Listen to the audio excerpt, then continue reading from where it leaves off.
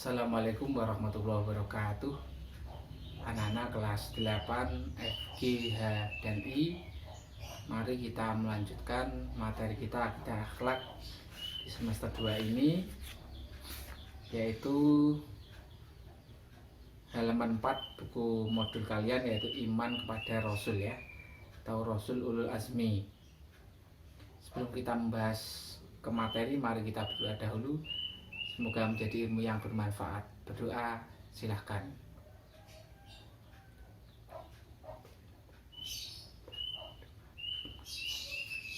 Anak-anak semuanya, sebelum kita ke materi Rasul Ulul Azmi, ini ada materi yang harus kita pelajari, yaitu tentang iman kepada Rasul Allah.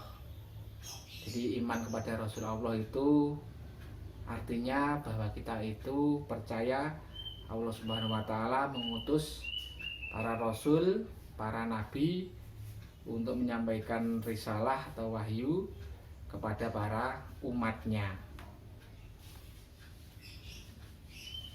Sebuah hadis yang diriwayatkan oleh Ahmad ya, yaitu An Abi Dzarin qala ya Rasulullah kam iddatul anbiya qala mi'atu alfin wa arba'atun wa ishruna alfan ar-rusulu min dzalika salah satu mi'atin wa khamsata asyara jaman wa firon rawahu Ahmad. Artinya dari Abu Dzar, ia berkata, saya bertanya, wahai Rasulullah, berapa jumlah para nabi? Beliau menjawab, jumlah para nabi sebanyak 124.000 orang, dan di antara mereka yang termasuk rasul sebanyak 315 orang, suatu jumlah yang besar. Jadi dari hadis ini kita ketahui bahwa jumlah nabi itu 124.000 orang dan jumlah rasul sebanyak 315 orang. Iman kepada Rasul tadi sudah saya jelaskan, dan sekarang kita membahas tentang iman secara garis besarnya ya. Kalau kita ditanya apakah yang dimaksud dengan iman, maka kita jawab di papan tulis ini ya. Al-imanu antuk minabillahi wa malaikatihi wa kutubihi wa rusulihi wal yaumil akhiri wa tu'mina bil qadari khairihi wa syarrihi.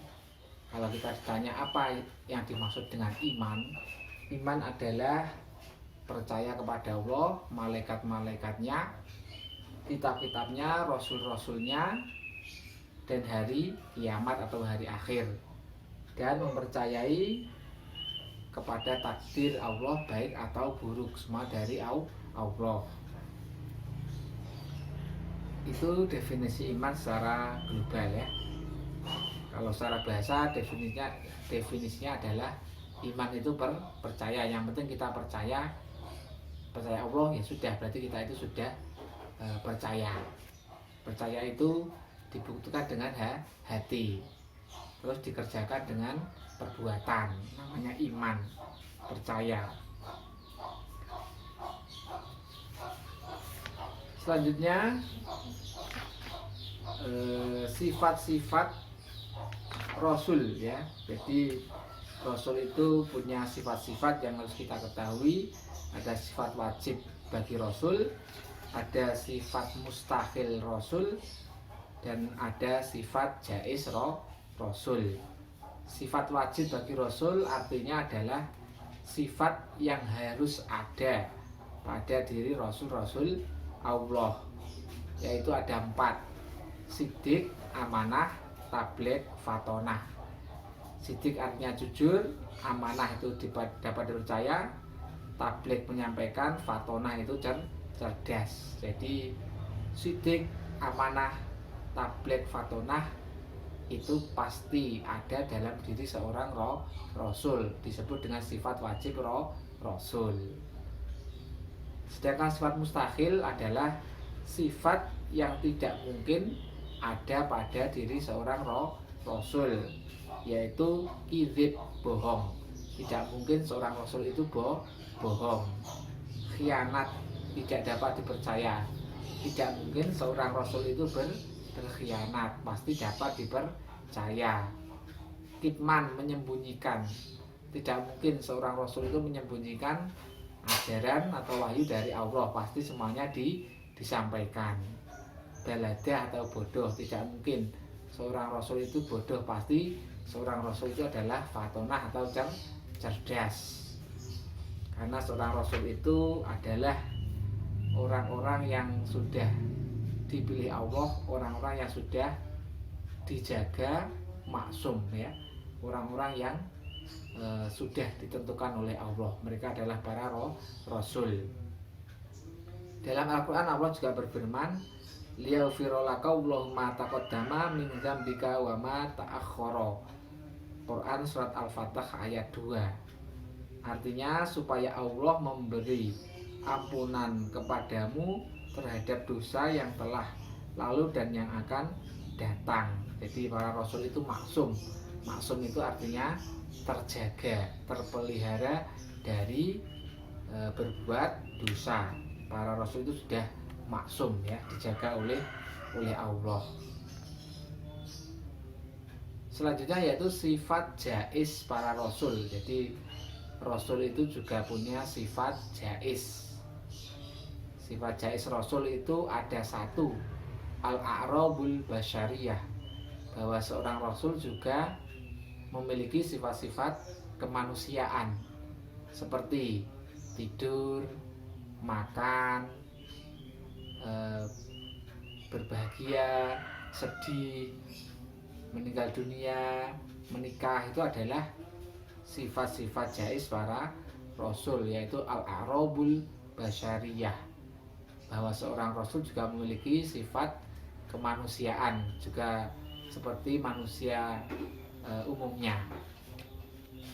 Akan tetapi sifat-sifat kemanusiaan ini tidak bisa menurunkan derajat para rasul.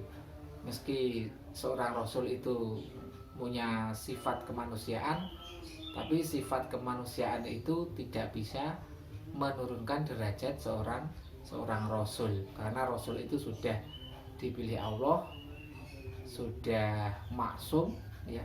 Rasul itu sudah ditentukan oleh Allah, derajatnya pasti tinggi, gitu ya. Di hari ini kesimpulannya adalah iman kepada Rasul adalah kita mempercayai bahwa Allah itu menurunkan para rasulnya, membawa wahyu yang disampaikan kepada umatnya. Para rasul punya sifat, ada sifat wajib, ada sifat mustahil, ada sifat jaiz. Itu yang harus kita ketahui. Yang terakhir yaitu hikmah beriman kepada Rasul Allah. Apa sih hikmahnya kita beriman kepada Rasul Allah? Satu, yang jelas kita bertambah iman, ya, bertambah iman kepada Allah dengan mengetahui bahwa Rasul itu benar-benar pilihan Allah. Mau mengamalkan apa yang disampaikan para Rasul. Jadi manusia itu akalnya terbatas. Untuk mengetahui sesuatu yang di luar akal, kita harus mengikuti tuntunan atau ajaran dari Rasul, ya. Misalkan kita ingin mengetahui tentang alam kubur, alam akhirat, surga, neraka, akal ini tidak bisa menjangkau. Kita harus mengikuti petunjuk dari Rasul tentang hal itu semuanya. Bersyukur kepada Allah atas segala nikmat yang diberikan. Kita sudah diberikan nikmat, yaitu nikmat yang besar sekali, yaitu nikmat iman, Islam, dan ihsan. Kita bisa berbuat baik. Kita semuanya ini sudah diberikan keimanan, itu alhamdulillah. Kita sudah dapat diajarkan Islam, itu alhamdulillah. Seandainya kita di suatu pegunungan yang terpencil, kita tidak akan mengenal Islam ya, kita tidak akan mengenal Allah. Dan kita sekarang sudah diberikan keimanan, diberikan Islam, sehingga kita bisa berbuat yang baik atau ihsan gitu ya. Mempercayai tugas-tugas yang dibawanya untuk disampaikan kepada umatnya. Jelas ya, Al-Quran itu adalah kalamullah yang diwahyukan kepada Nabi Muhammad, yang disampaikan ajaran-ajarannya kepada kita semuanya. Jadi Al-Quran itu bukan kata-kata Nabi, tapi itu kata-kata atau wahyu dari Allah. Buktinya mana? Buktinya adalah Nabi itu tidak pernah bersekolah. Nabi itu Nabiyul Ummi, Nabi yang tidak bisa membaca dan tulis. Tidak mungkin Nabi itu membuat Al-Quran, membaca tulis saja tidak bisa. Justru dengan seperti itu kita percaya bahwa Al-Quran itu bukanlah dari karangan Nabi, karena Nabi itu tidak bisa menulis dan tidak bisa membaca.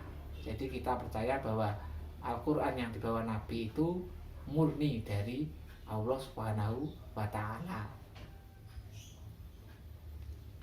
Lebih mencintai, menghormati dan mengagungkan Rasul atas perjuangannya dalam menyampaikan agama Allah kepada umatnya, akan selamat di dunia dan di akhirat dengan bimbingan yang diberikan oleh Rasul. Jadi Rasul itu diberikan tugas untuk menyampaikan wahyu kepada umatnya supaya orang itu bisa beribadah dengan benar, sesuai dengan pedoman, sesuai dengan cara-caranya beribadah, sehingga orang itu hidupnya benar dan nanti bisa selamat dunia dan akhirat.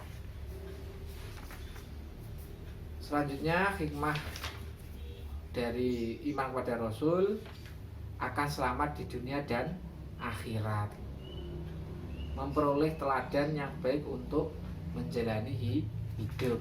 Selama kita mau menjalankan apa yang diperintah Rasul dan meninggalkan apa yang dilarang Rasul, maka kita akan bisa selamat di dunia dan di akhirat ya.